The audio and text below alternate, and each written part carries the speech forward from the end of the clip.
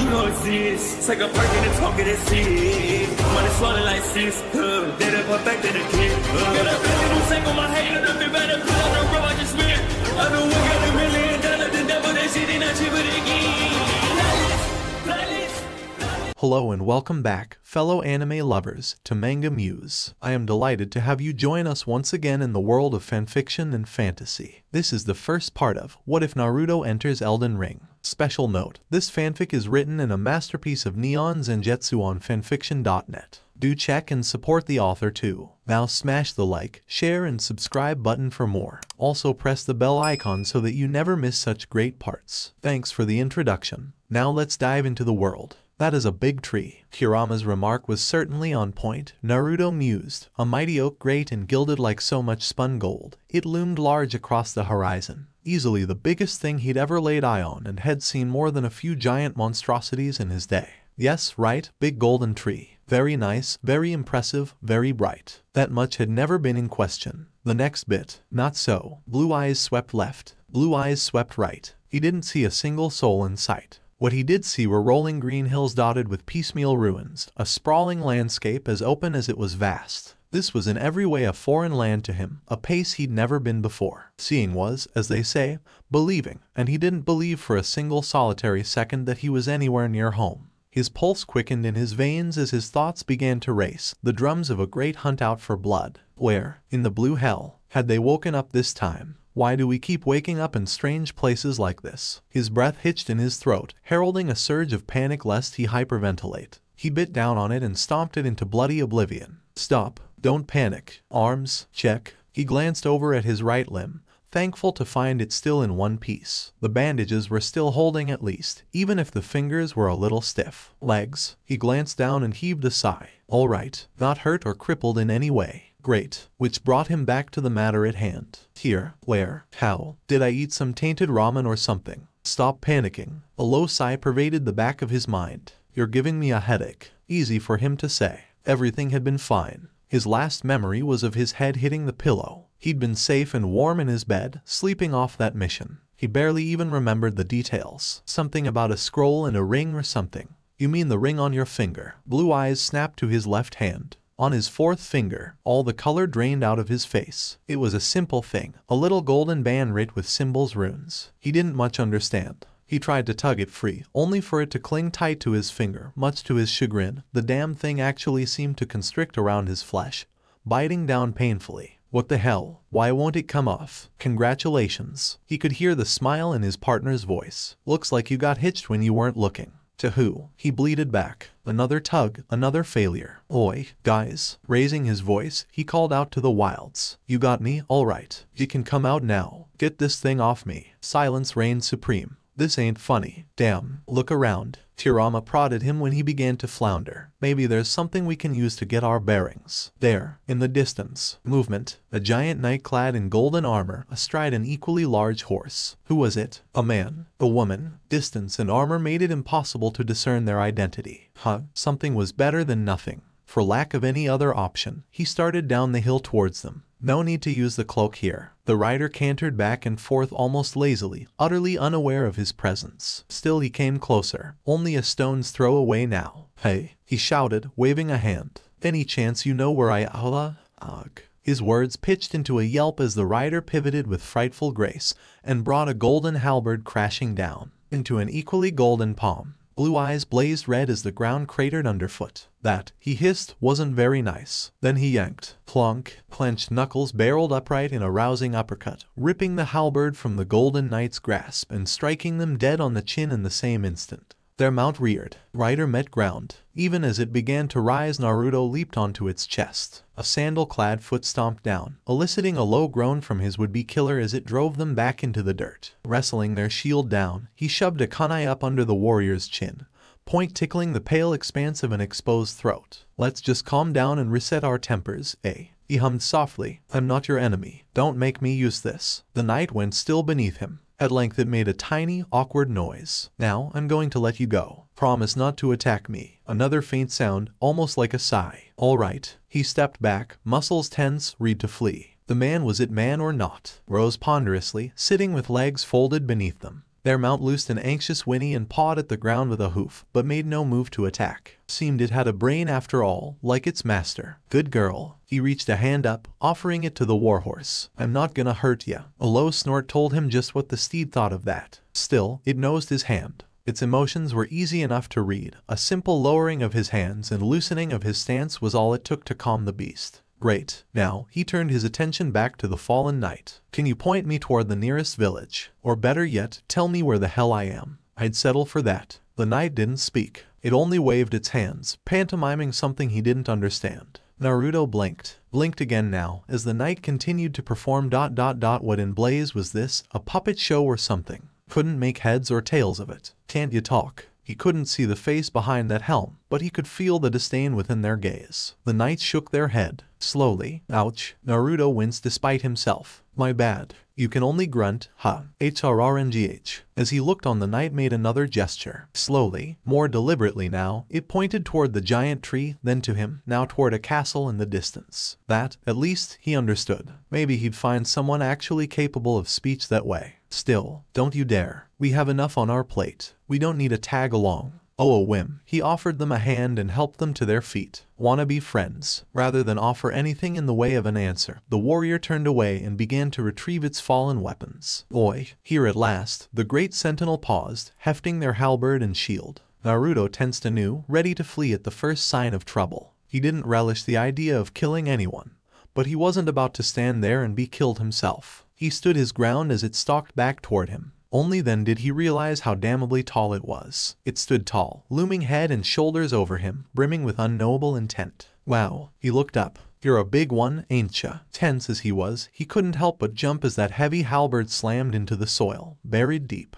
The shield joined it a moment later, crashing down with such force that he felt his teeth rattle. And he wasn't even the intended target. Hey, what are you doing? Bereft of its weapons, the knight paid him no heed whatsoever, instead removed its gauntlets, exposing pale hands. As he looked on aghast, the golden knight knelt before him and bowed its head low. Kneeling. Was this knight actually kneeling to him? Why? Slowly, almost ponderously, it reached up to its helm and began to undo the straps there. With only a minor grunt, the sentinel removed their helm. An ebony curtain cascaded down their back, spilling down broad shoulders. With reverent grace, they set their helm aside, raised their gaze, and looked him in the eye. Naruto's jaw clicked open. Oh, he managed less than eloquently. So that's what you look like. Bright green eyes blinked back at him, set within a stern visage and framed by those midnight tresses. Her face bore a jagged scar, hooking down from her forehead to well under her right ear, or what remained of it. An old wound by all accounts and healed, albeit poorly. Pink with age, younger than he expected. His tongue betrayed him in spectacular fashion. So you're a girl, huh? Why didn't you say so? Her eyes narrowed, thin lips pursed into an angry line.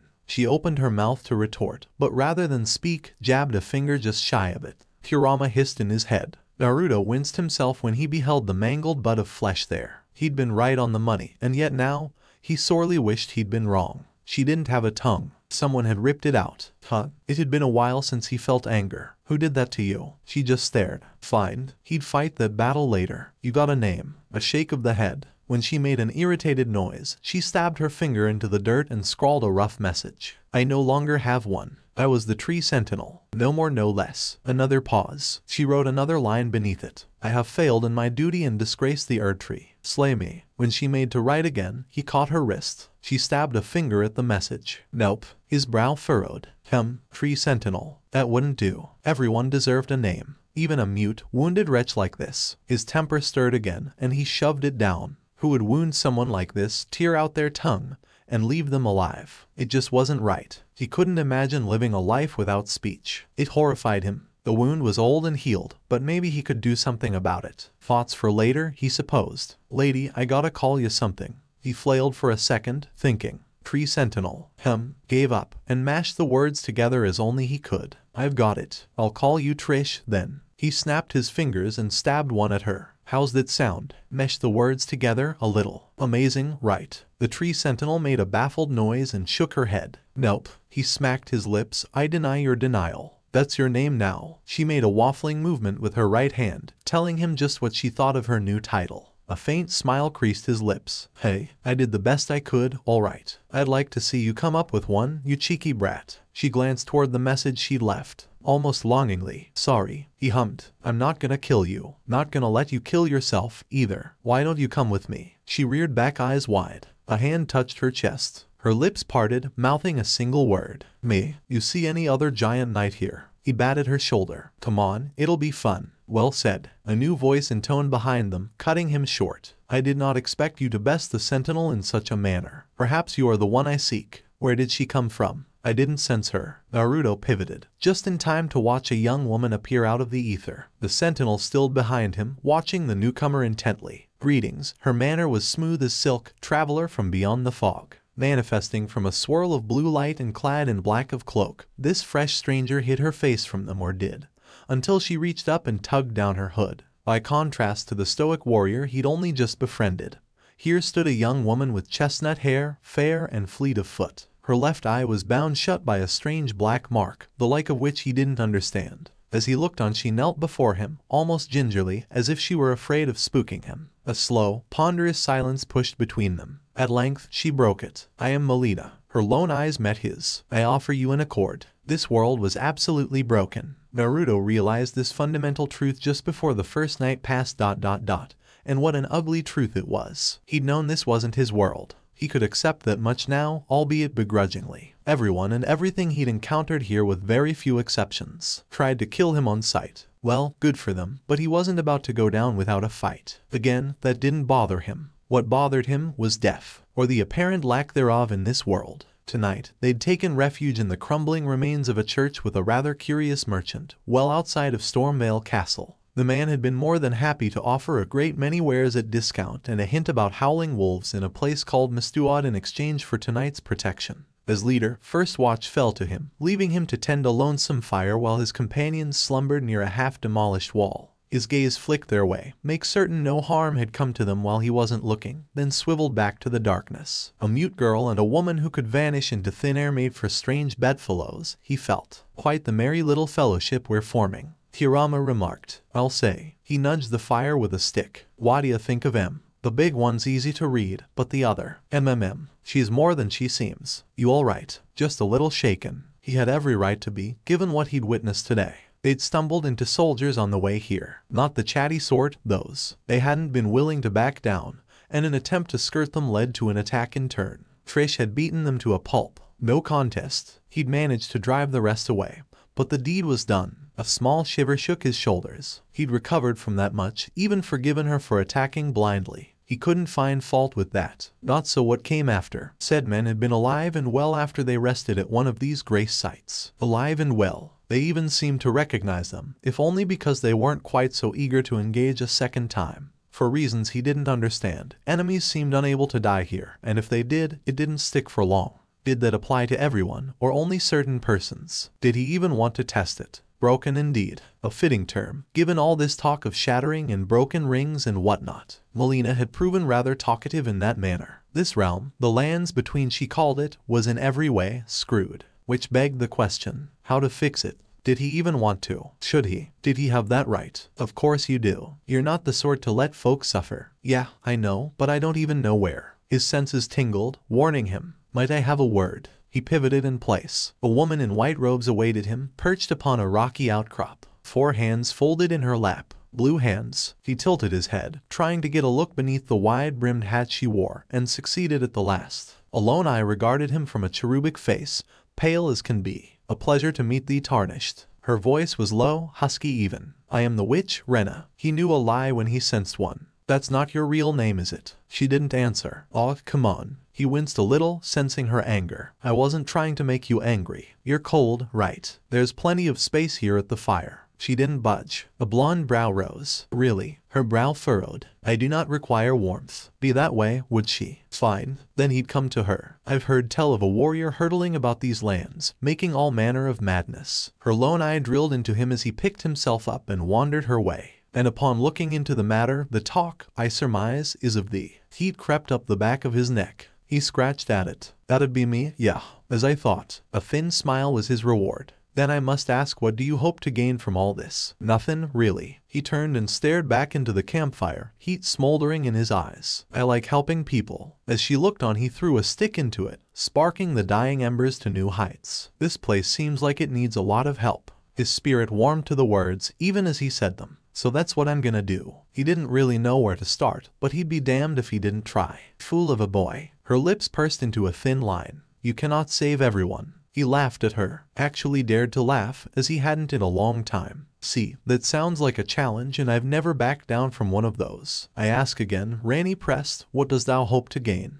Naruto smiled. He had his answer at last. Happiness. He'd spoken with the witch last night. MELINA knew it was no business of hers. Indeed, anyone else would have been well asleep. She'd only noticed by chance, and in noticing, her anxiety raced to new heights. It galled her. She was no true maiden, not really, but she had her purpose, just as Rani likewise had hers. He need not consort with that one, and yet he had. They'd sat and talked for some time. Her tarnished was a curious sort it seemed. Such rankled, but she couldn't fault him for it. Perhaps he wasn't her tarnished at all. He didn't act like one in the least. He had no destination in mind. Indeed, he wandered hither and yon without a care in the world. She'd already tried to nudge him in the direction of Stormvale Castle and the great rune within, but he seemed immune to her machinations. He laughed when she offered to turn his runes to strength, because you see, he didn't have any runes. Naruto had not slain a single soul, not since he'd come to this land. Not a one. Even now she watched him lay out a soldier with a powerful punch to the head.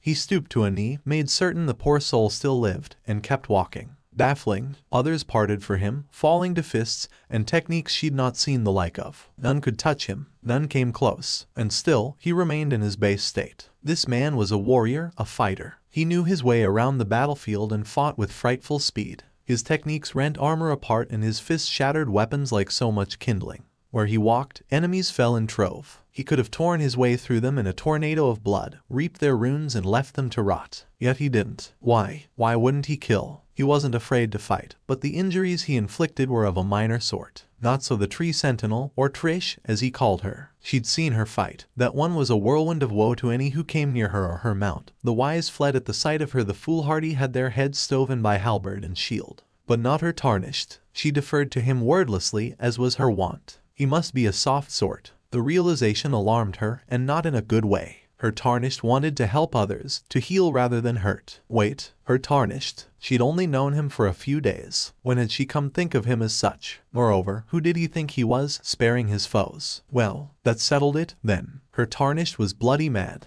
MELINA felt he must be insane, if only because it explained his recent spate of actions. He did not seek out Godric the Grafted as his kin had before him. No, nay, never. He seemed intent on ranging about the wilds in search of every nook and cranny, every chest, every bit of material, anything he could get his hands on. When his tall companion balked at such, he simply pointed out that they'd need such things to survive. MELINA felt he was just hoarding things. Would he be strong enough to face Godric in all his grisly glory? She could but hope. Twisted though he may be, he was a demigod. He'd been the end of many a tarnished before. Oi, do you have ta do that? Naruto turned suddenly, looking right at her, right through her hidden spectral form. If you're gonna travel with us, you could at least help shoulder some of our burdens. Carry some stuff, you know. MELINA bridled. It was a bluff. He couldn't be aware of her presence, nay, surely not. None could find her or harm her in her spectral form. Ignore him. Maybe if she remained silent, perfectly still, he'd let her be. I may not be able to see you when you're like that, but I can sense you pretty easily. Naruto planted a fist on his hip, tone almost chiding toward her, as an elder brother might speak unto a younger sibling.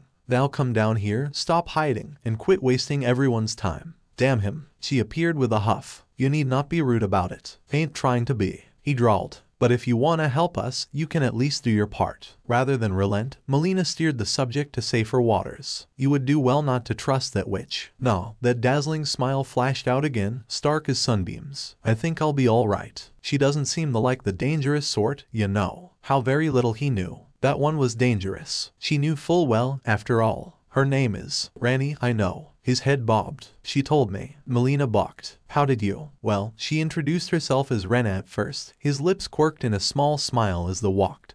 But she told me after I badgered her a bit. Ran away soon after that, though. Rani, running away. How unlike her. No, that wasn't her concern. Not anymore. MELINA grit her teeth until she felt her jaw ache. No, she couldn't break their pact. Alas, the deed was done, the deal made, their accord sealed in both word and bond. It could not be undone so easily. He didn't seem to care. Fine, if he didn't care, then she cared not what he thought, not a jot. Which is aside, I suggest you take heed in other matters. And if her words were a tad clipped, she pretended not to notice, lest you run afoul and find yourself grafted by Godric. You've said that word before. Grafting. His gaze snapped to hers. Tell me more about this grafting thing. A cold certainty settled in Melina's gut. Surely he knew. He must. He couldn't be so ignorant. Do you truly not know? He squinted at her, rather reminding her of a fox. Know what? Perhaps it was remiss of her to manipulate him in such a manner. His expression said he knew full well what she was doing. But his love for life could be a boon here. If he knew the atrocities that thing committed every day, then he might yet hasten to stop him. Or die, a nasty little voice whispered in the back of her head. Nonsense. He wouldn't fall so easily. Surely, you truly are a stranger to these lands, aren't you? She tried to keep the scorn from her words, to no avail. He kills dozens of tarnished by the day and adds them to his ... host. His body. The silence that followed threatened to choke the very life from her lungs. Blue eyes glazed over, cold with anger. Does he now? Melina let him go and vanished back into the ether. Not an hour later, they came upon the shack. Everyone's been grafted. 3 little words, yet they set Naruto's blood to boiling.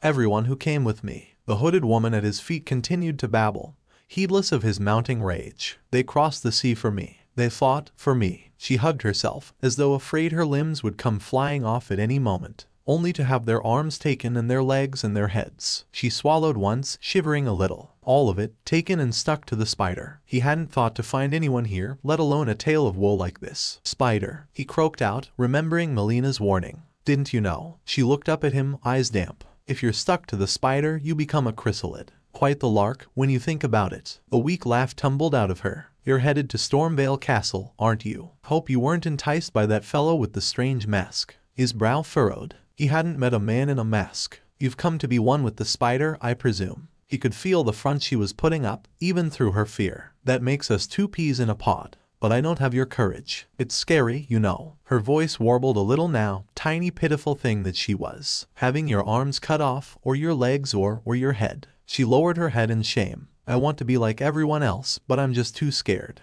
I'm nothing but a craven, you see. He knelt before her and didn't budge. If it's not too much trouble, could you pass on a message for me if you see the little chrysalids up in the castle? Earnest eyes turned up to meet his once more. Tell them I love them. And that despite my craven heart, I'm sure I'll be joining them soon enough. I'm finally getting the hang of this pain thing, you know. Hiram absolutely hissed in his head. Naruto felt a strange sensation bloom in his chest. It felt hot. Hate. Was this hate? How long had it been since he experienced it? Not since pain, not this raw, primal level of anger. That settled it. He'd be having a word with this Godric fellow. Several words. Loud words, involving fists, and quite possibly a Rasengan or 3. I suggest a Rasen Shuriken. Can you perhaps take this little one along with you? She offered him a box of ashes, tugging him back to reality. The poor thing deserves someone braver than me, I think. There it was again, that shy tremulous smile, as if she half expected him to break her in half. And the spirits look rather fondly upon you. It'll be glad of your company, I think, the little one. Naruto made up his mind. His hands flew out and seized hers. So you can use summoning jutsu, then. That's amazing. So you can use summoning jutsu, then. That's amazing. Of all the words Roderica had hoped to hear, these were not that. Jutsu. What on earth was a jutsu? And his hands were so very terribly warm. Her eyes flitted down to her fingers, clasped between his palms. Treacherous fingers betrayed her and squeezed a little tighter. You really think so? The words babbled out of her in a rush. Then came her shame. I'm afraid you're mistaken, sir. I'm not amazing. No, not at all. None of that. His cry slew her doubts before they could take root. It's tough at first, starting out as a summoner. Believe me, I know. His head bobbed before she could muster the nerve to speak. But you mustn't give up. Those strong arms thrashed hers up and down as he shook her hands. It gets easier after a while. Trust me. She jolted beneath the force of his words. Who was he? He had stumbled upon her by purest chance, and now he seemed hellbent on lifting her spirits.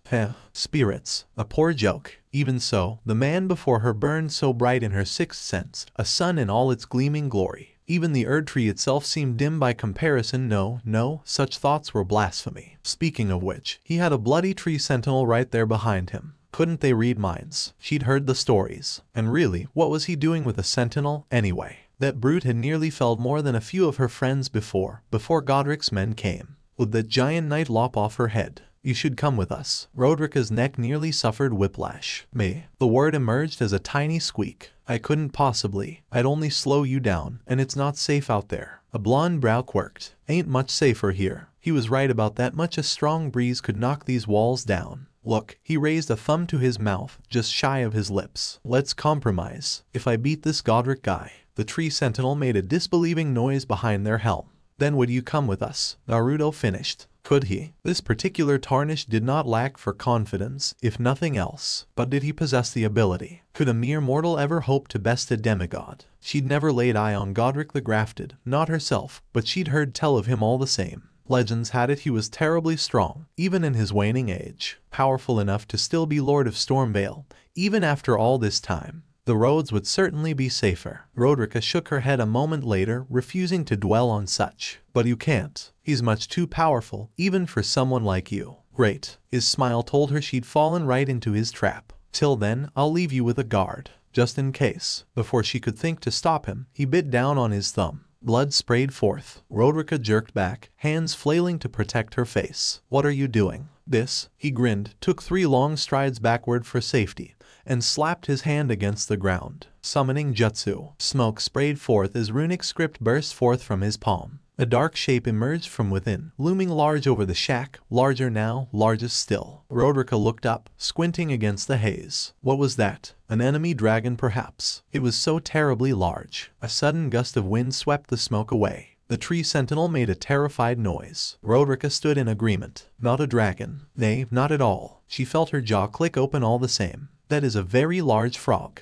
Toad, actually. Naruto corrected. They're touchy about that. Why? Bloody blasted thing was bigger than a house. Yo, Naruto. The beast bade the blonde greeting, because, apparently it could speak. Oh gods, she felt faint. Long time no see. Hey, Gamakichi. Her fellow blonde waved up at the monstrosity. I need a favor. Would you mind? Roderick barely heard the enthusiastic exchange that followed between the unlikely duo. She retreated inward, withdrawing to a tiny inlet of calm within her mind. Even then her world swam anew and she felt faint. Not only did he have a spirit inside him, but he could summon them. How paltry that made her seem. He hadn't even summoned something from the ashes. This was a living, breathing creature, and oh, how had she gotten into this mess? The summoner blinked, drawn back to reality by the tugging of her sleeve. Just stay put with my buddy here. The blonde man offered her his hand. I promise he'll protect ya. I'll be right back. Bold, this one. Did he even realize what he was saying? Her fingers curled around his, ever so gently. Might I have your name, sir? Nephili knelt before the dead man and paid her respects. Be proud. She touched a hand to the chest of the sundered knight shivering at her feet. You were a fine warrior. Your only mistake was your choice of master. Her hand eased the dented visor shut, obscuring the bloody ruin of the man's face from sight alongside his last gappers. Rest, now. Let the winds lift you to a higher place. The warrior expired beneath her with a rasping gurgle. It almost sounded like a sigh. She straightened with one of her own. Such a pity. Though their lord was rotten and their bodies twisted within, these were fine fighters. It shamed her to slay such, but it was her duty. They could not be suffered to live, not as they mindless monsters they'd become in the wake of the shattering. Now for Godric. She would face him and slay him, or die in the offing. The door slammed open. Nephili jerked back, reaching for an axe, prepared for an attack. She had time enough to take in bright blue eyes, whiskered cheeks dimpled in a scowl, and sunny blonde hair. Then he was upon her, all but flinging himself into the room. Phew. The word burst out of the intruder in a shout that shook her bones. He both looked and sounded fed up beyond measure. Don't you dare. Nephili found herself standing at attention despite it. Me, you gonna attack us like everyone else? She shook her head slowly. Nay, not on her best day. Not when he was covered in that much blood, none of it his own. Had he waded through the castle to get here? And who was that giant of a woman after him? She couldn't even fit through the doorway. Such was her height, she had to physically crouch down just to look in after him. Closer inspection revealed golden armor, a familiar halberd, and oh shit. Nephili's blood ran cold. Tree sentinel. What was a spirit's damned sentinel doing her? Tarnished, are you? She took the initiative for what it was and made curt introductions. I am Nephili, tarnished, and warrior, here by decree of my father. She cast a glance to the knight at her feet. How utterly repellent this is. This grafting of Godric's ill befits a lord. He's tainted the very winds. He was just staring at her. Did he even hear what she was saying? If you intend to challenge Godric, I ask that you call upon me to fight by your side. She could only assume he was, with a look like that about him. The winds run cold with his deeds, and so did she at the thought of facing him alone. And certain father would permit me to aid you in the coming battle. Did I hear right just now? The man stormed forward, claiming her attention once more. You after Godric? Her brain fizzled under his direct gaze. Yes, blue eyes sparked with wild fury. That sounds grand. So we're all in agreement. Godric needs to pay. With his life. That is my only demand. On that much we agree. Great. Naruto clapped his hands and leaned back against the ruined corridor wall, regarding the trio before with a merry smile. I'm so glad we're finally on the same page. His piece said. He turned and fixed Nephili with a glare. But not deaf.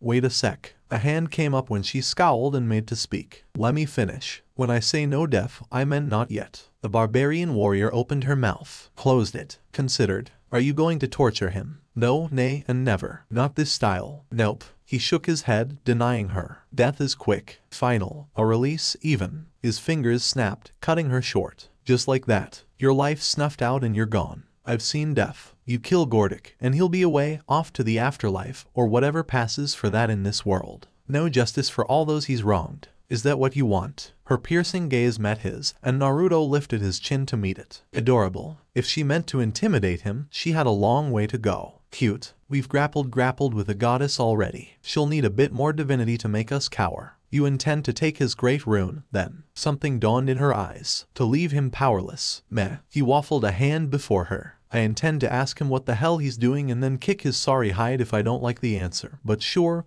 that works. No idea what a rune is, though. At length, she backed down. As you say, warrior. Warrior, not shinobi, nor a tarnished. Either. Heat flared in his face. He wasn't sure why. Stop calling me that. He grumbled, looking away. He's not getting away from his massacres that easily. Trish made a disbelieving noise and folded both arms before her armored bosom. Naruto rounded on her, feeling somewhat bemused. She donned her helmet anew, the silly girl, doubtless to try and hide her face from him once more. Clever but next to useless where he was involved. Even now he could sense her emotions roiling like a frothing cauldron. What? You don't think I can do it? The mute tree sentinel granted him a grave nod. Once, such a lack of confidence would have stung, rankled him in the worst of ways. Now, he simply smiled. Everyone always underestimated him. Some of his greatest foes had thought him little more than a harmless breeze until this breeze kicked up an almighty hurricane and thrashed them within an inch of their lives. She'd been no different, and there would likely be many more in this wild, warped world who, though the same. Fine, let them. He'd been doubted before, ages ago, considered the underdog, the worthless, the wretched. If everyone in the lands between would doubt him every step of the way, well, seeing the looks on their faces when he pulled this off, it would be all the sweeter. I ain't gonna die.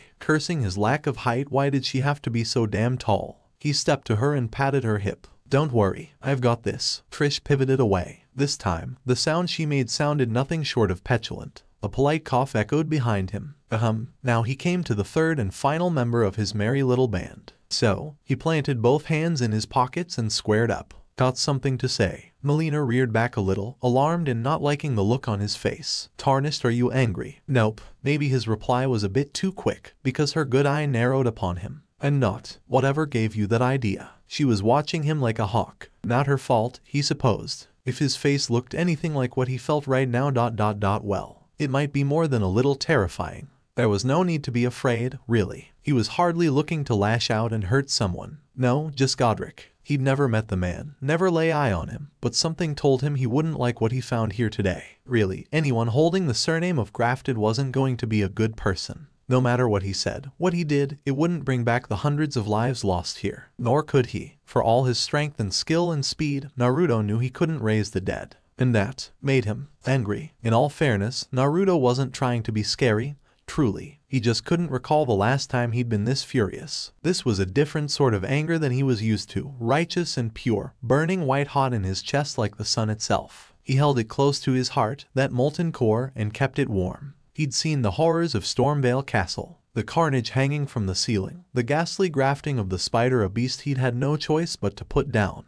All those people, all those lives, molded together, fused in a ghastly amalgamation that made his guts growl just thinking about. All the while, the band on his ring finger burned, as though it too were affronted by the horrors here. Naruto spared it a black look. Blasted thing still wouldn't come off. He was beginning to think it was more than some mere wedding ring. but he had more pressing concerns. The chrysalid's memento was a heavy weight in the sealed pouch set against his thigh, an ugly reminder of Roderica's words. Everyone's been grafted. She might want to see what was left of her men. He would give her that much. He patted it, just to make sure it was there. Initially his optimism had nagged at his thoughts, arguing against him, wanting to believe there was a reason for such horror, but now, none could argue against this. He'd seen too much. The death, the festering piles of flesh, feasted upon by rabid dogs. No matter what some might say, there was no good reason to rip apart people and hang them from your ceiling. Those he hadn't beaten down or driven off had been slain by Trish and Nephili. Like that creepy Castellan, they might come back to life in time, made wiser for the experience. They might not. In truth, he no longer cared for this place. He just wanted to fix it and put the horror of Stormvale behind him. Anyone who delighted in this was wrong. If your lord would do such, your lord is evil. Godric had to go. No two ways about it. Others had tried to stop him before if MELINA was to be believed. They'd failed. Still a little voice in him argued against what he was about to do. Everyone deserved a chance. No, not this time. That was the anger talking. But he knew he couldn't just let him be. Not even Madara would have sunk this low ... but Kaguya had. This reminded him eerily of her deeds with the white Zetsu, only of far more horrific scale. Few would have sunk this low, grafting other people together to make these abominations. There was no saving them. Any of them. He'd had to put them down. And the knights defending them. You will triumph, tarnished. MELINA's voice tugged him out of the fog. That is my belief. Naruto quirked a brow, half expecting a lie in her words. He found none. A crooked smile touched his lips. You actually do. She stood a little bit taller, not preening before his gaze, yet proud nevertheless. Her open eye regarded him intently, and not for the first time he found himself wondering just who she was. For all her claims at playing the part of a maiden, he couldn't help but feel she was more than that. There was a purpose in her, a power held back, leashed by her will alone. For all he knew, MELINA might just be the most powerful person here. "'Tis a lord you're about to face." Her next words proved his suspicions. "Do you require my aid in the coming battle?" Hirama offered a low whistle. "Well, aren't you easy to read?" "Not this time." He held up a hand to forestall another argument. "Stand back and let us handle this." Her brow grew stormy. "I am quite capable of defending myself." "I don't doubt that." His voice cut in, a bit sharper than intended as he took her by the shoulders. "But I don't want to see you stuck to that thing."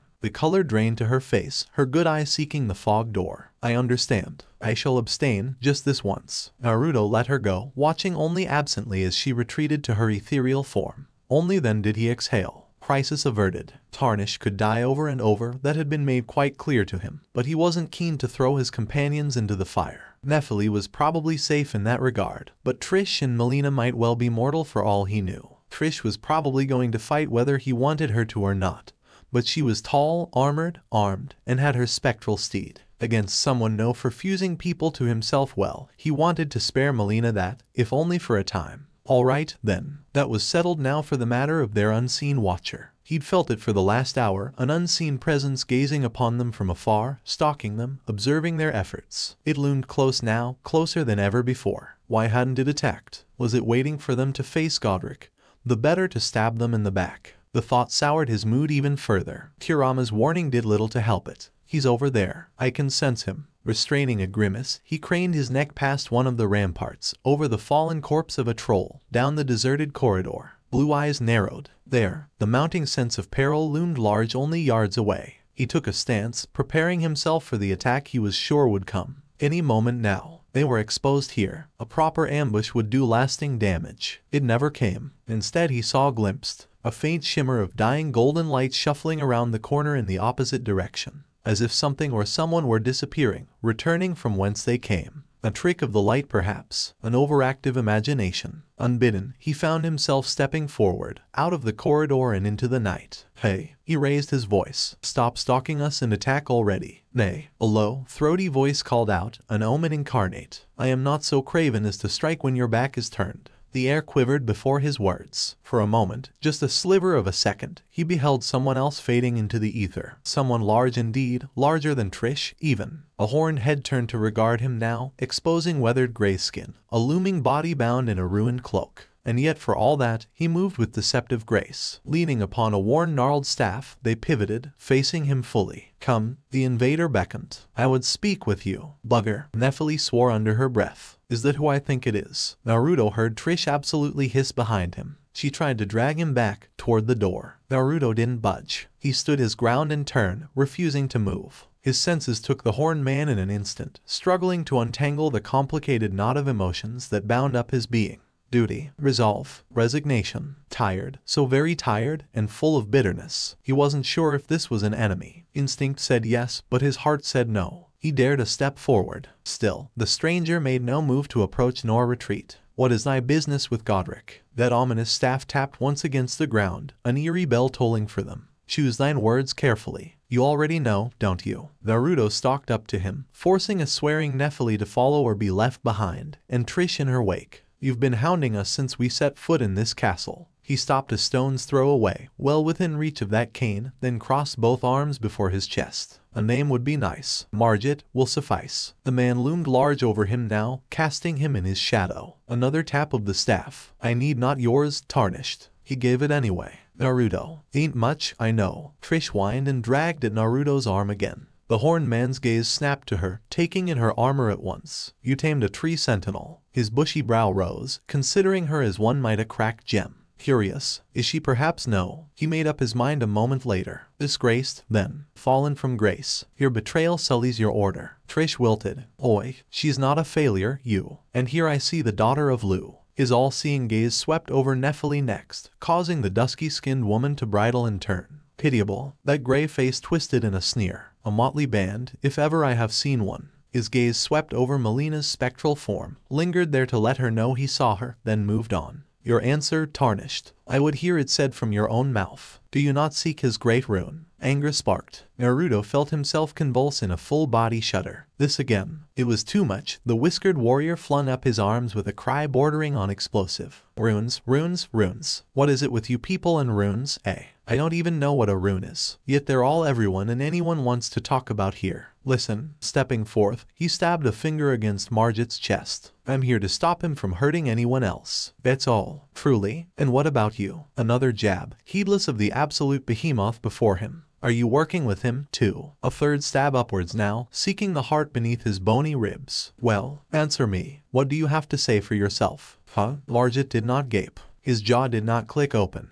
And he certainly didn't balk like some flustered fool. He was too refined for that. But he did blink. 3 seconds passed. 3 full seconds in which no one moved, or even dared to breathe. Bitter laughter filled the air. Naruto jerked back, startled by it. Margit wasn't laughing at him. It sounded like he was laughing at himself. Not even a full-blown cackle, merely more than a chortle. Those broad shoulders nevertheless shivered with caustic mirth. Leaning upon his cane, he bent his head low, rumbling deeply. Thou art a curious sort. One hand shifted behind his back. More's the pity, I suppose. That same hand blurred, slamming a massive spectral hammer down at Naruto's head with impossible speed. A single backstep defeated what would have been a death blow. It crashed down at his feet, sending Trish and Nephili flying, even as he stood firm. A sandal-clad foot stomped down on the golden edifice and shattered it in a shower of light, leaving the omen grasping naught but empty air. Tan fingers snaked out, snatching at his wrist, reeling him in with ease. Foreheads collided with an awful crunch. Blood spattered. Horns flew through the air. Well, Margit clutched at his face and stumbled away, sounding mildly impressed for the first time since he'd met the man.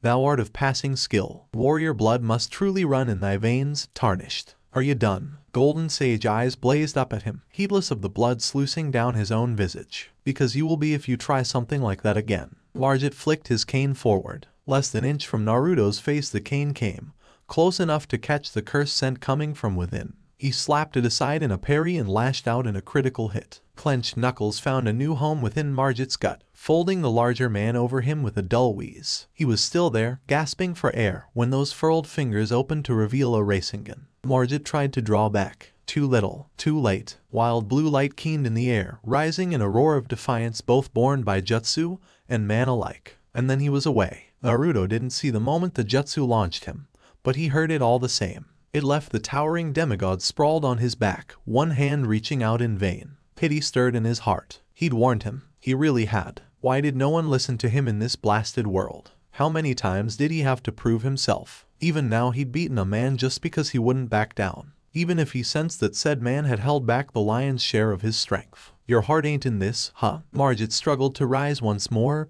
and failed. Blast you. His duty done, the man slumped. His body began to dissolve into motes of golden light, though his voice yet remained. I shall remember thee, tarnished smoldering with thy meager flame. Cower in fear of the night. The hands of the fell omen shall brook thee no quarter. And then they were gone, vanished once more. Wait, I ain't done with you. Naruto lunged after them, intending to pursue, but Trish held him back. He looked up to find her shaking her head. Leave the coward. Nephili hefted an axe, eyes burning. It's time. Godric awaits. She was right. Enough stalling. Time to face the music. Naruto cracked his knuckles. Showtime. Morgoth was no fool. One did not live to be the last of kings by being foolish after all. Even far from the capital he saw much of what transpired in the lands between. Just as he'd seen the look in this one. The gleam in his eye, the steel in his soul. And so he'd chosen to investigate. Under the guise of Margit, he'd sent a projection of himself to test this tarnished only to learn that this was no mere tarnished. He'd felt it during their clash. This was something else. More. Still, he'd had to be sure. He'd learned much during their encounter, and yet more questions remained. What was that thing bound to his finger? That ring on his hand was undoubtedly a rune. He recognized the sense of one, although he knew not whose. One of hers perhaps. Marika might craft such. Or perhaps another. It might even be hers. What the devil was she thinking? Could this one be? No. The thorns of the Erd tree would brook no passage. Even for this one. Nothing had changed. Nothing would change. To believe otherwise, to hope, was foolish. He sensed him even now. He was aware of him. A coiled spring, ready to leap if he appeared again.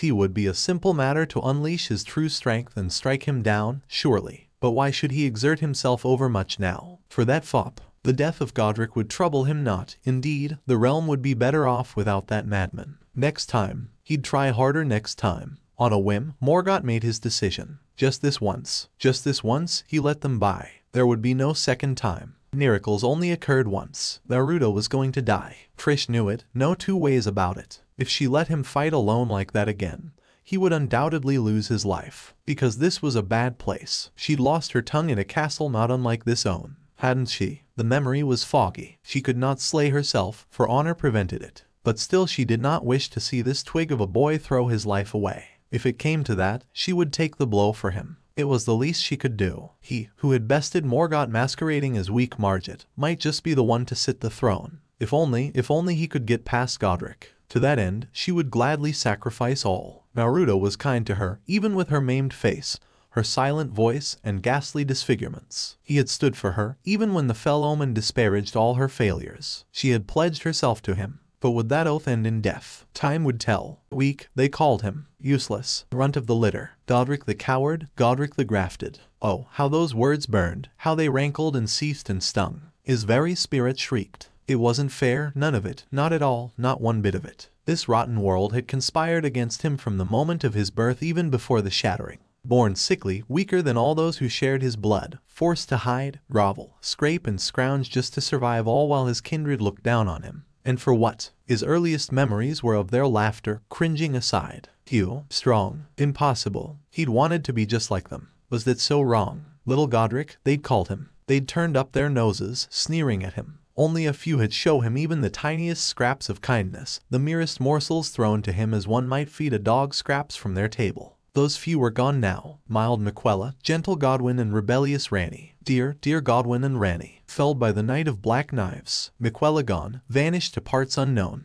And still the laughter continued, the mocking, the jeering. Fools and fops, the lot of them, unable to understand his greatness. No one understood. MELINA had made that clear among others things, when she'd brought him low that fateful day. Why, just think of it made him tremble with rage. Well, no more. Things were about to change. All the grafting he had ever done had led him here to this moment. Small things at first, enough to give him an edge. Then a troll's body to make himself stronger. More arms, more weapons, more strength. Now, here at last, he had it. This would be his magnum opus. Soon they would see. They would all see. He would have his revenge upon them all. This was but the first step. Mighty dragon, thou'rt a true-born heir. Humming to himself, he reached out and touched a six-fingered hand to the manged beast before him, 6 fingers tracing its mangled snout. He could only imagine what manner of power lay beneath. Lend me thy strength, O kindred, he crooned, stroking its mantle. Deliver me unto greater heights. With this, he would have power yet greater than before. First one dragon, yes, then more. More. Once he was secure in his power, he would seek out his kin and even graft there to himself. MELINA he would save that rotten bitch for last. He was the lord of all that was golden, and one day he would return to the capital, cast down that fool Morgoth,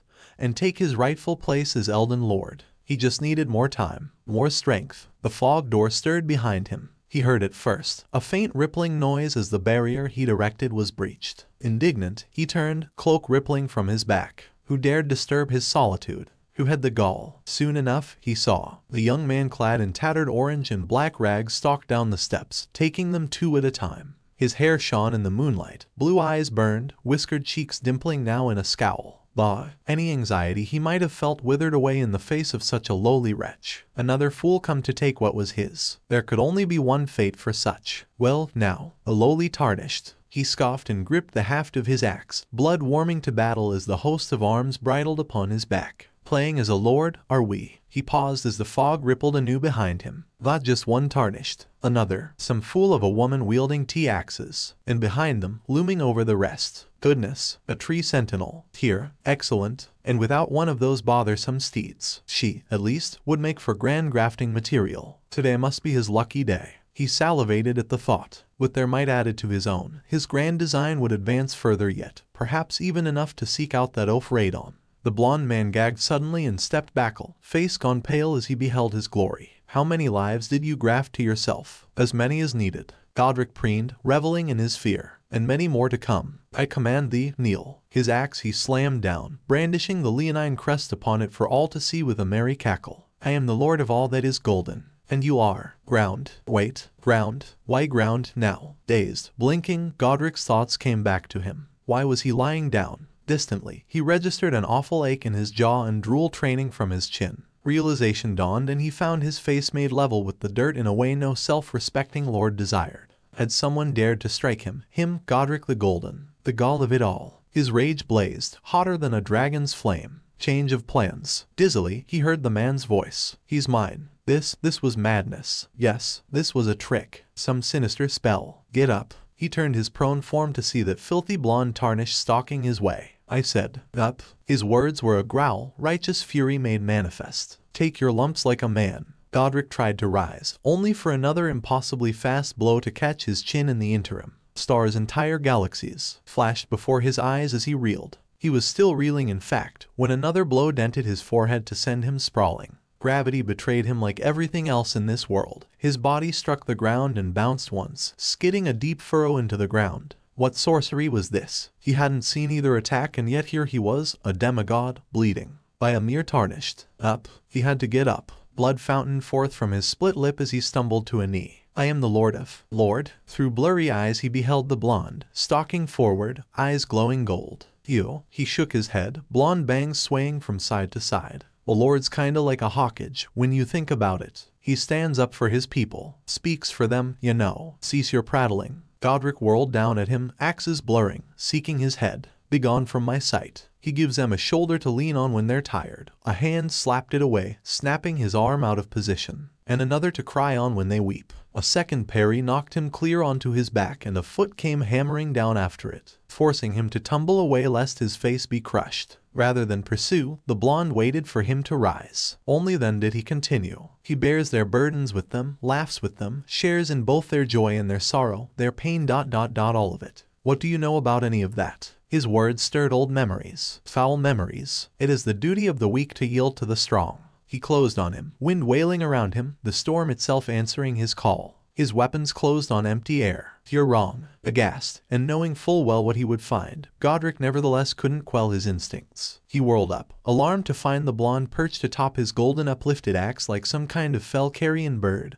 glaring down at him. He doesn't hurt them. Those ice blue orbs burned into him, judged him, found him wanting, and damned him all in the same instant. He does not take advantage of them. He certainly doesn't take until they have nothing left to give. His heel whipped out, cracking him across the jaw. Teeth whistled free. Godric greeted the ground again, caught himself, and tumbled to his feet. You missed your chance to take my head, fool. A miracle can only occur once. Frothing, he slashed out at him. You shan't catch me by surprise again. Then what do you call the second time? An open palm touched Godric's back. Something slammed into his spine. When keened, he pitched forward, bearing an awful hole in his torso. But his body remained strong. He would not fall to a wound such as this. He clambered upright, eyes stinging, teeth aching, ears ringing. He crawled forward. The dragon's corpse. An awful idea dawned in his heart. If he could just get to it. If you, a so-called lord, would do such things, then that makes you evil. A hand closed around the back of his head, grabbing a fistful of scraggly gray hair to hiss in his ear. I'll give you one chance. Tell me you had a good reason for this. He was begging with him, pleading almost. Tell me you didn't kill all these people to satisfy your own lust for power. A groan. Everything I have done. Yes. The blonde leaned in. I'm listening. Is for my own sake. Godric grit his teeth and bucked, tearing a portion of his scalp to get away. The elf let him go. More fool he. I will stand above them all. I will strive. I will triumph. All right. Those eyes. Those damn eyes. They scoured his very soul. Just like MELINA had. Then you are no lord. Red fell over his vision. You dare. That's right. The invader spread his arms out at either side, and the storm itself seemed to hearken to him. You heard me. You're no lord, you big bastard. His voice boomed out with a thunderous cry, crackling alongside a bolt of lightning from on high. Look what you've done. All these people, all those lives. It ends here. Now. Today. Never. A faint click of the tongue was his only warning. The blonde slid through his legs and slashed upward with a knife, rending his thigh and something else. Pain. Howling his rage, Godric brought an axe down, but his target was already away, skipping away in the face of his fury. One leap. No more. Then he was upon him. Godric learned another ugly truth, then. He couldn't hit him. Left and right his prey swayed, rooted to the same spot, evading his axes with ease, until the counterattack finally came. One punch weakened him, another brought him to a knee, a third sprawled him out, forcing him to flail in a frenzy just to buy breathing room. This could not be. It must not be. A moment. He only needed a moment. Now, when the blonde braggart hopped away to avoid a slam, Godric was ready. In a fit, hacked down on his arm, severing it with a scream. The moment of horror it caused his adversary gave him all the time he needed and yet more. Cackling, he rounded on the dragon's corpse. Here, at last. His moment of crowning glory. Ah, truest of dragons. He slammed his mangled arm into the beast's throat, thrusting it deep. Lend me thy strength. The blonde squawked at him. The hell are you doing? Godric only laughed all the louder. Fool. He could have finished him then, while he was vulnerable. Instead he recoiled as he ripped the beast free and bound its severed head to his will. Such strength. Within moments it was his puppet to do with as he pleased. Now the boy would burn. All of them. Burns. Them, then the world. Forefathers, one and all. He thrust his new toy high, forcing it to belch napalm into the air. Bear witness. Movement flickered in his lower peripherals. A sneer twisted across his face. One of those wretched women, no doubt. Fearing for their friend, they struck at his flank while he was occupied. He barely felt the bite of an axe as it sank deep into his thigh. Her end was nigh. Godric rounded on her and brought his impromptu flamethrower to bear. For a singular, wonderful moment, he watched fear dawn in the eyes of Nephili. Unfit to graft, this one. She would burn. But it was not to be. The blonde one barged in from the right and shouldered her aside at the last instant. He saved her, at the cost of himself, vanishing into the roaring inferno, swallowed without a sound.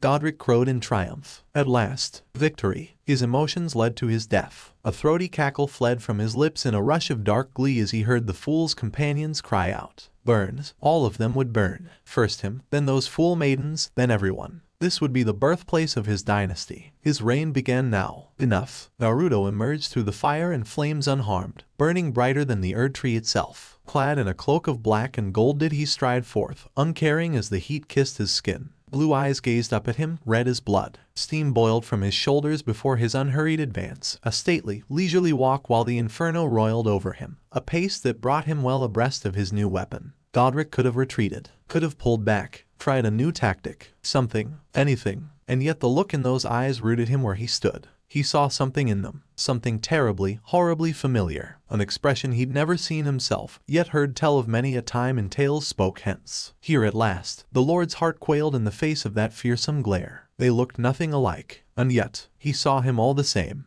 Great Godfrey, without so much as a word, golden hands closed around the dragon's jaw, tearing it in the head, clean off at the base. Still grasping the dragon's severed visage, Naruto reared back with a snarl. So too did his impromptu flail, arcing over and up with savage intent. Godric had time enough to blink as its shadow fell over him. Oh, he managed. And then, pain. Naruto's arms blurred, and the dragon's head, heavy as it was, could not defy his momentum. It crashed down, slamming him into the floor. Dazed, Godric couldn't even think to rise. By the time he did, another slam hit, stunning him. Bones cracked, followed by a fourth. The strength bled from his body. A fifth now. Miraculously, his mind kept track of them all, even as he was beaten to a pulp. 6. Now he could feel himself slipping, and still, the beating continued as his mind slipped further and further away. All the while, his foe howled at him. This, bam, is not, wham, acceptable. Thruck. The ninth blow did Godric in. His world spiraled down into darkness. So this was a great rune.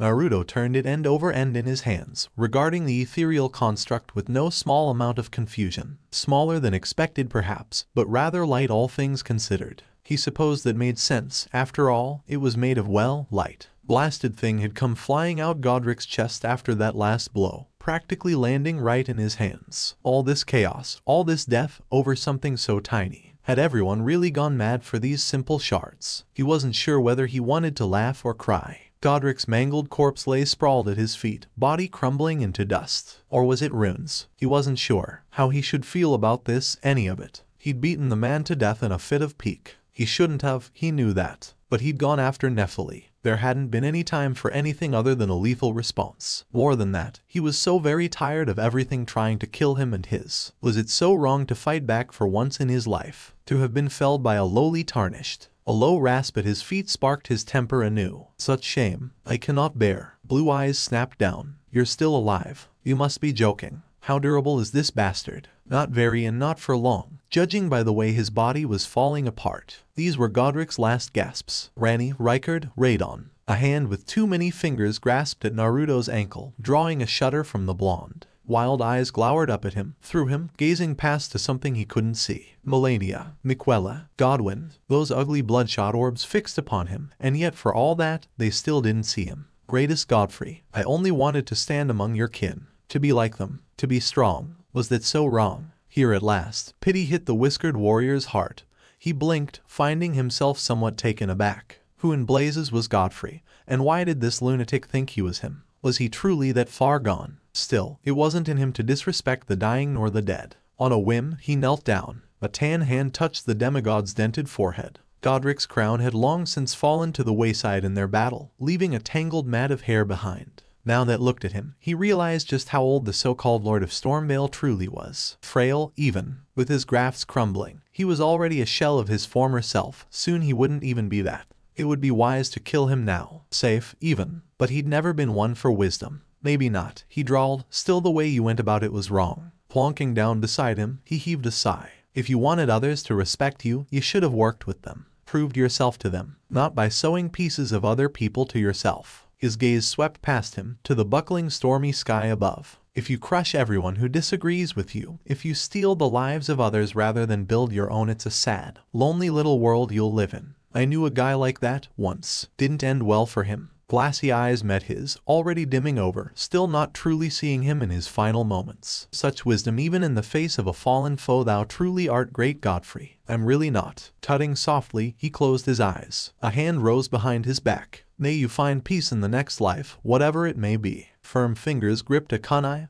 just in case. He wouldn't be caught unawares by a sneak attack. Not again. Be reborn as a better person. I hope you have a proper family in your next life. One who doesn't mock you, hurt you, or torment you. The grafted made a pitiful noise. He never thought to hear the like from someone like him. Thou art too kind. A low rasp cut into his words. Far, far too kind. This world doesn't deserve someone like thee. In the end, there was no need to finish Godric off, for he accepted his death willingly. His crumbling sagged with a rasp of a gasp, eyes rolling in his head as he slumped into the dirt. I am the lord of all that is golden. He croaked out his final words as the clouds parted, fingers reaching for a single ray of sunlight in the sky. And one day, we'll return together, all of us, to our home, bathed in rays of gold. He expired with a low rattle and dissolved, leaving a bevy of runes behind. They hit Naruto and he staggered, falling to a knee, but only for a moment. Sense reasserted itself as he stumbled upright, eyes stinging. Every cell in his body bristled with power, strength added to his own.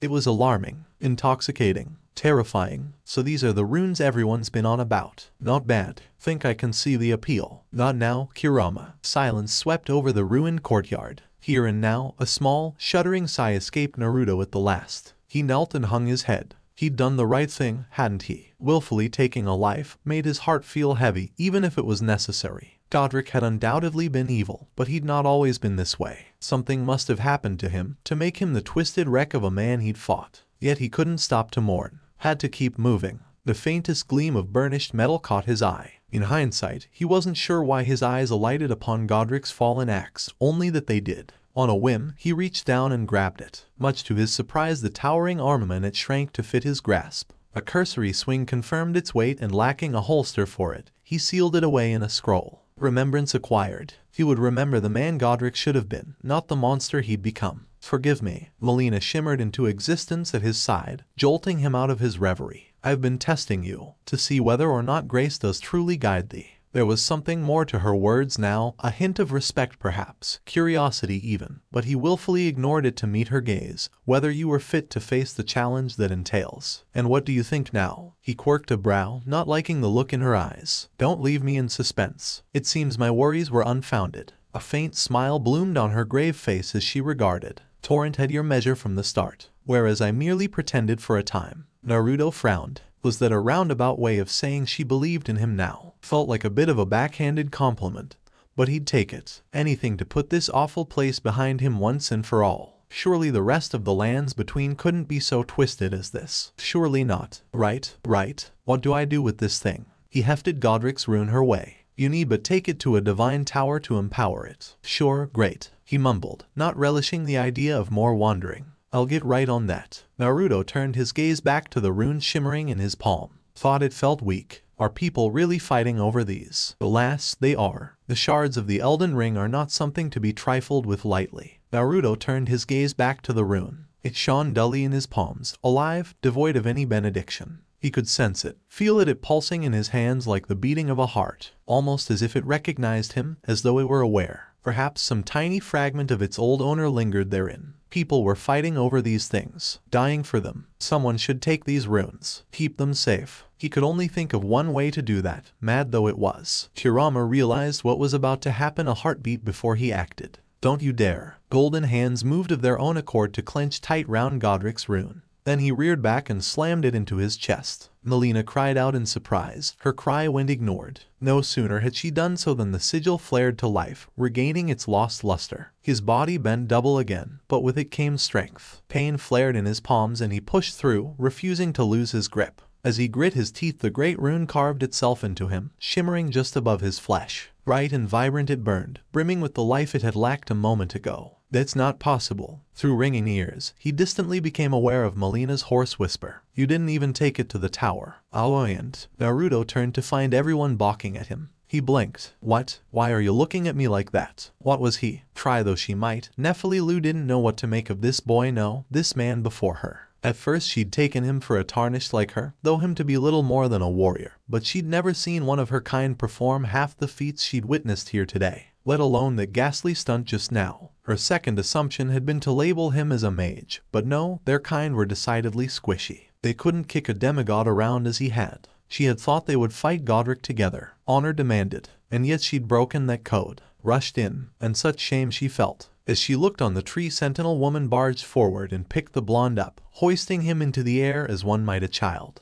Hey, he failed his legs in the air, to no avail. What do you think you're doing? Put me down. That tickles. Trish most certainly did not. Instead she gave him a once-over, craning her neck this way and that to get a better look at him. Realization dawned. She was searching for injuries. Nephili couldn't much blame her. They'd all seen him walk through the fire, and though it was easy to ignore pain in the head of battle, who knew what manner of wounds might lay beneath those singed clothes? I'm fine. Naruto kicked out, wriggling loose to land lightly upon the floor. He didn't touch me. It was too much. Yes, he did. Incredulity burst forth from Nephili in a stricken shout. He set you ablaze. How are you not a lump of charcoal? They got a baffled blink from the blonde braggart. I heal awful fast. She grabbed him by the collar. Not an excuse. Are you one of them, then? A demigod in disguise? Me? No, I'm not. His face darkened. Oh, for the love of I'm fine. I'll prove it. As she looked on aghast, Naruto broke her grip with ease, reached down to his chest, and seized a fistful of singed fabric there. Realization dawned like a coming storm, but it was too late. Surely he wouldn't, of course he would.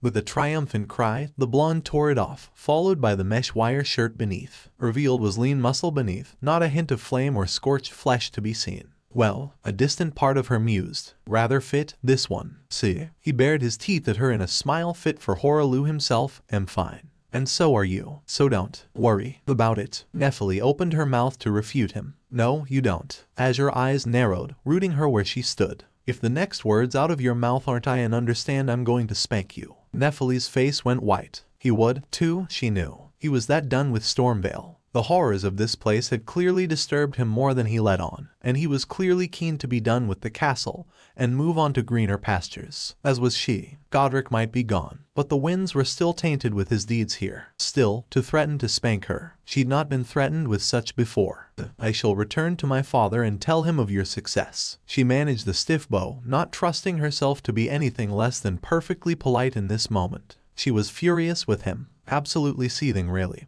But to display that here would be a sign of weakness, and she was not weak. I wish you good fortune in the wars to come. Come on, it's fine. He tried to wave her down. Nobody got hurt. Not it isn't. She stalked back the way she'd come, eyes stinging with her shame. I must report to my father. May we meet again on the battlefield. Such a strange girl. Nephili Lu. That one would bear watching. Still, with the wild warrior gone, MELINA felt her path was clear. There is but one other thing I can do to offer you guidance. The maiden piped up to claim her tarnished's attention, then paused, weighing her words. I can take you to the round table hold. Gathering place of tarnished champions, guided by grace. No, her world shuddered to a halt. No, he had to go to the round table. He must, if things were to progress. An audience with the two fingers was needed to grant him direction, if not one with the all-knowing. Not yet. Her champion patted his pocket, and the prize therein. I've got a promise to keep. Ah, the girl. An odd, sour taste welled up in her mouth. Yet more distractions. Would it never end? You wish to be Elden Lord, do you not? When he didn't answer, she bowled on, grasping his sleeve. Leave these distractions behind. She could well be dead by now. You cannot hope to save everyone. Her gaze strayed to where Godric lay, the real Godric, his mutilated corpse divested of all his once mighty grafts. Some are too far gone to save. It's almost funny, you know, the whiskered warrior growled at her. Someone told me the same thing. I'll tell her what I told you. His head butted against hers, giving her a glimpse of the resolve gleaming in those bright blue eyes. That sounds like a challenge. His piece said, he made for the exit. The tree sentinel Trish followed him, ever his silent shadow. Come on, let's go see if that merchant came fashion me a holster for this axe. MELINA bridled, fool of a tarnished. She'd known his kind before. Bright and hopeful, optimistic. The lands between sometimes received such visitors from beyond the fog, those unwilling to harden their hearts for the fire ahead. Determined to save everyone they came across. This world would swallow him whole, just as it had them. But until such a day came, she had a duty to fulfill, no matter the cost. Their paths aligned for the time being. Nothing more, nothing less. In the end, she followed him, just as before. He returns triumphant. In truth, Roderica thought he wouldn't. Fear had festered in her heart like scarlet rot, tainting her every hope, her every dream, dashing any and all belief that he would return unharmed. Godric was a lord, after all, a demigod, no matter how diluted his blood might be. Surely a small party such as theirs wouldn't triumph against such a creature. Still, the blonde's familiar had lived up to its promise. The once desolate yard outside the shack now eye-spattered with the remains of those who would have done her harm. Monsters and wolves, soldiers of Godric alike, none had survived the trampling delivered upon them by the toad. Her ward had held throughout, but against so many hands, it would have surely shattered. And now there he was, that was undoubtedly her tarnish coming up the road. Wait, her. No, no, no. She mustn't think such things. Surely he had no need of one as weak as she. One look was all it took to recognize him. And yet for all that, he was different. There, jutting between his shoulders, that was new. He'd not had an axe before. His chest shone faintly with a rune she did not recognize, a low light shining through the cloth vest he wore. And wait, was that a dragon's corpse on his companion's steed?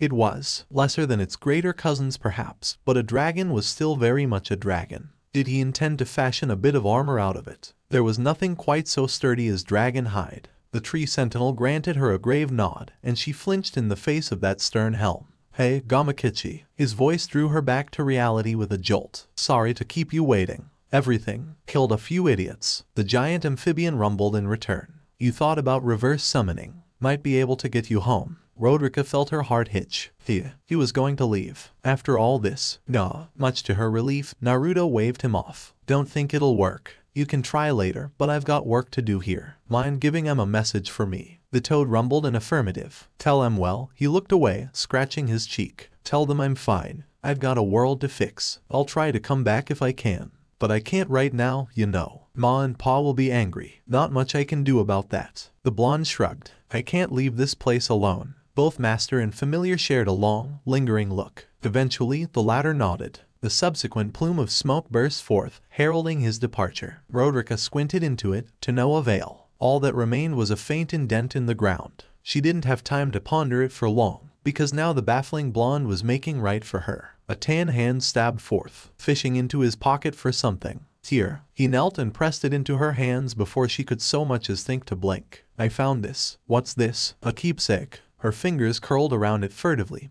realized what it was and clenched down, almost afraid he'd take it away. From my men. Oh, goodness me. I can't. Sorrow welled up in her, threatening to drown her all over again. These were the last remnants of her men. Her friends, all she had left of her homeland reduced to this. It was too much. Her breath failed her. Her eyes began to sting. A faint warbling noise fled from her lips as the misery welled up again. They all believed in me. She doubled over, swallowing a sob. They all thought I'd make something of myself. Me, who can't do anything. And where did that belief get them? Done and grafted by Godric. Some of them had been strong. They could have done great things, wonderful things, if only they hadn't been shackled to her. And yet she was the one to live. Little useless Roderica, her only gift a useless one. How was that fair? The gods were cruel. Something shattered deep inside her. It would have been better if I died. The words escaped her in a wail. I should be dead. I should be. Naruto moved. She was only vaguely aware of it in her peripherals. One moment he knelt before her, in the next his arms were wrapped tight around her back. His chin came down over her shoulder, even as he tucked her head into his chest. By Marika.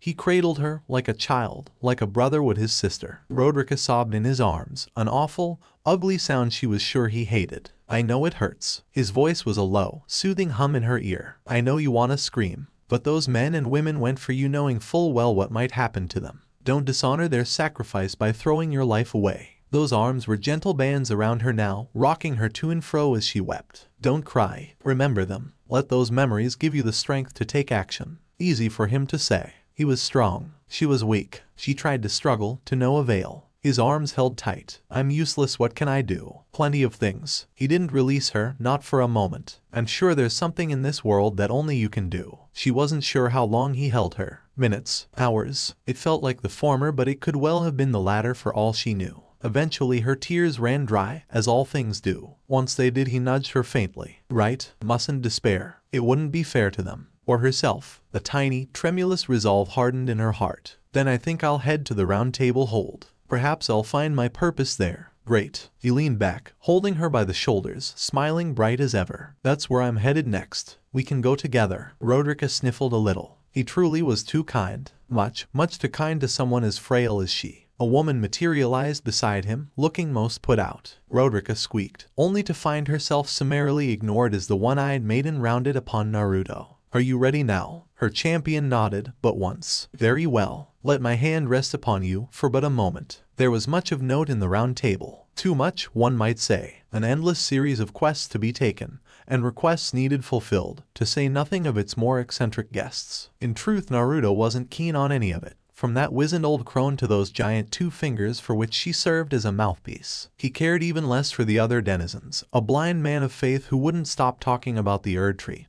A foppish knight who puffed himself up at the sight of him, and this all-knowing fellow who refused to even meet with him. Busy, he said. No time for upstarts, he'd said. To hell with that one. If he wanted to talk, he could come back begging. In the end, only 3 individuals truly stood out. The first was, of course, Roderica. She settled in nicely. Then came the strange case of a man named Hugh and a woman known only as Fia. Hugh looked up as a shadow fell over his forge. You're a new face. He squinted at the newcomer with bleary eyes, this sorry sort clad in singed rags, with nothing but a headband to his name. No matter, it's all the same to me. Lay out your arms. Hefting his hammer and ignoring the spasm of pain it brought him, he set to himself to his dauntless task once more. Let's get smithing. But the blonde tarnished offered him no weapons, nor ashes of war. Nay, his eyes traveled elsewhere. Didn't take much to guess what. Even a half-mad smith like him could tell. I see you've noticed the chains. His hammer fell anew, producing a hollow clank as it struck the sword set upon the anvil. They're nothing special. I'm a prisoner, and these are my chains. The newcomer might have made a face at that, but he wasn't looking at him, so focused was he upon his task. I'm trapped by the hold, undying, smithing for you fools. That's all there is to it. Did you choose this? Hugh nearly missed a hammer stroke. Still, a grim smile settled over his scarred face. He'd thought this one mute. Seemed he could speak after all. Ah, don't read too much into it. Rise and fall. I have no grudge against you. Rise and fall. My being a prisoner is no fault of yours. To forge a weapon that would surpass them all. Besides, I don't mind smithing. To craft a blade that would make gods fall. Despite my differences, the weapons get stronger all the same. Strong enough to finally bring an end to things. Given time, he grunted when he struck the wrong angle, then corrected himself. Technique never fails. Besides, it helps me forget. Even now, he still couldn't quite suppress the sudden surge of dread he felt when he relived that awful memory. The sheer terror of her. The blonde brow quirked. Forget who?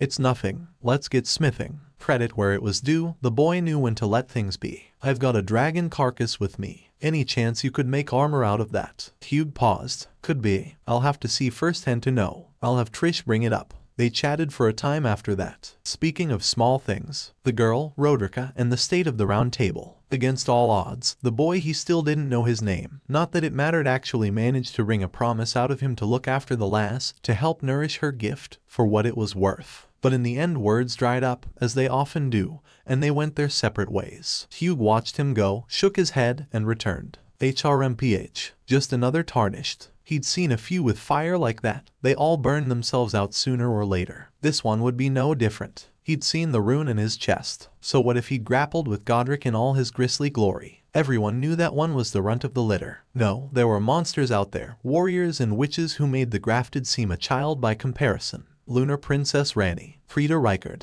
General Radon, the twin prodigies, Miquella and Melania, to say nothing of Morgoth and Moog. There were others out there, too, monsters even more dangerous than the demigods. Abominations that would turn a man's stomach and render resolve such as theirs so much jelly. Weapons would be needed to fell such horrors, and so he would smith them, until he fulfilled his promise, his curse. Perhaps then, he would finally make an end of things. Naruto stumbled into her room by sheer happenstance. He'd been touring the rooms, trying to find one for himself and Trish, when he found the open door. Oops. He withdrew just as quickly when he saw the dark-robed woman within. Sorry, didn't know anyone was in here. I'll just be going. Wait. A soft, almost ethereal voice called to him. Might I have a moment of your time? Reluctantly, he stepped back in. Greetings, great champion, called by grace. The hooded woman inclined her head in a polite nod. I am Fia. As he looked on, she tugged down her hood, exposing a pale face and bright eyes, framed by a gentle curtain of flaxen gold hair. A pleasure to meet thee. Same. He waved. I'm guessing you live here, same as the others. In a sense. She favored him with a rueful smile. Circumstances have compelled my stay at the round table hold. He recalled the baleful look Melina had given him before she'd all but dragged him here. Circumstances, right. I know that feeling. Great champion, would you allow me to hold you, but briefly? When he didn't answer, she hastened to explain, perhaps fearing his wrath. Perhaps you could share some of your lively vigor and stout-heartedness. Doing so will grant me the warmth of a champion, and you, I'm sure, will receive a baldachin's blessing. Confusion flared in him. Another word he didn't understand. Balda, what now? Do you think it vulgar, perhaps? The maiden in black tilted her head. Where I come from, it is a sacred act. Let me be clear, here. You, he pointed to her, want to give me, to himself now, a hug. Just like that. After all he'd been through since finding himself here, it sounded kinda nice actually. What the hell? Fine. Why thanks, great champion. A rare seed of anxiety bloomed in him. So do I come to you, or? Thea opened her arms wide and somehow managed to beckon him with her expression alone. Flickering firelight sent shadows dancing across her face, even as his own burned in embarrassment. It was just a hug. Nothing to get excited about. After all, it wasn't as if they were doing that or anything. Nope, not a chance. Warily, he crouched forward. Gentle arms enfolded him tenderly as a lover's might, and pulled him into her bosom. Her breath was a thread in his ear. You are very warm. Huh, felt pretty nice, this. Is there anything you wish to unburden yourself of while I hold you? A rueful smile touched whiskered cheeks. What are ya, a therapist or something? I do not know what that word means. She didn't flinch at his tone. I merely wish to see you comfortable. He felt a faint tug on his chakra as she spoke. Barely perceptible. For him it was a drop in the ocean. In the same instant he heard Fia gasp. Something flickered in his chest, near the great rune he'd taken into himself. A faint feeling, a spark of fleeting strength.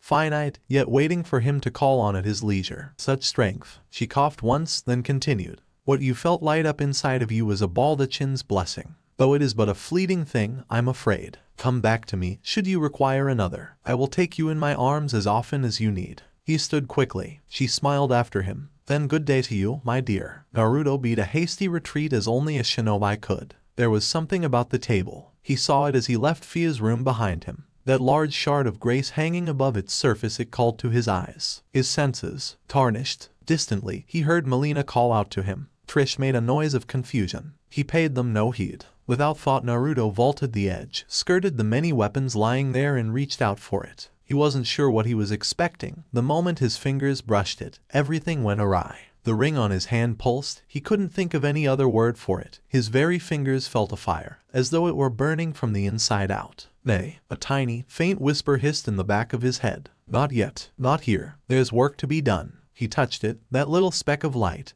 and the world shifted. Whoa. Naruto kicked back out of habit and realized too late where he'd landed. Gone were the rolling green hills and giant golden tree. In its place he found naught but dead wastes, lashing wing, and that is a big dragon. Naruto looked up. The dragon looked down, rooted where it lay by strange growth seeping from the ground. Its great scaly snout somehow managed to convey surprise despite its great girth. It was trapped, just laying there in the rot. Absolutely massive too, large enough to give Kurama a run for his money. Neither man nor beast moved, for fear of breaking the impasse. Naruto sneezed and the tableau shattered with a roar. Alorg, my ears. He clamped both hands over his head. As such, he had an awful moment to see the flames building in the back of the beast's throat. Flames that guttered out with a dull whine as a rather put-out Kurama reared up around him and stomped a golden paw upon its head. The moment of sheer realization made his brush with death all the more with it. Bad lizard, calm down. He pinned it with a hiss. I ain't here to fight ya. It glowered at him, with eyes larger than his head. Pity bloomed anew. I get it. You're stuck, ain't ya? The great dragon made a discontented noise akin to a growl. Oi. He swatted it on the snout with Kurama's arm, drawing an angry cry. Stay put. Not that you have much choice in the matter. It snarled and made to bite him. Kidding. I'm kidding. Sheesh. No one has a sense of humor here. Withdrawing the cloak, he moved to regard one of the coral-like growth near the beast's claws and considered it. Whatever this foul gunk was, it had well and truly entrapped the dragon, then calcified over his beleaguered body. Poor beast probably got caught while it was sleeping. Didn't look like it had moved in an age. How weak it must be. Still, that was no excuse to leave it here, trapped. It might even appreciate its freedom. Were those smaller dragons in the distance, lumbering his way, drawn by the dragon's scream? Best deal with this quickly then. Clenched knuckles swung down and bounced off. His fist stung, leaving him to recoil with a hiss. He swung down again. On the second strike, it cracked if only just. The third shattered it completely, leaving his hands screaming. Right, screw this. Using the clones. With a plume of smoke, his one-man army set to their task with a will. Fist swung. Jutsu flashed out. From there it was the work of several minutes to extricate the trapped worm. Even then he and his clones were forced to crawl all over its scales and chisel through some less than pleasant places to free it fully,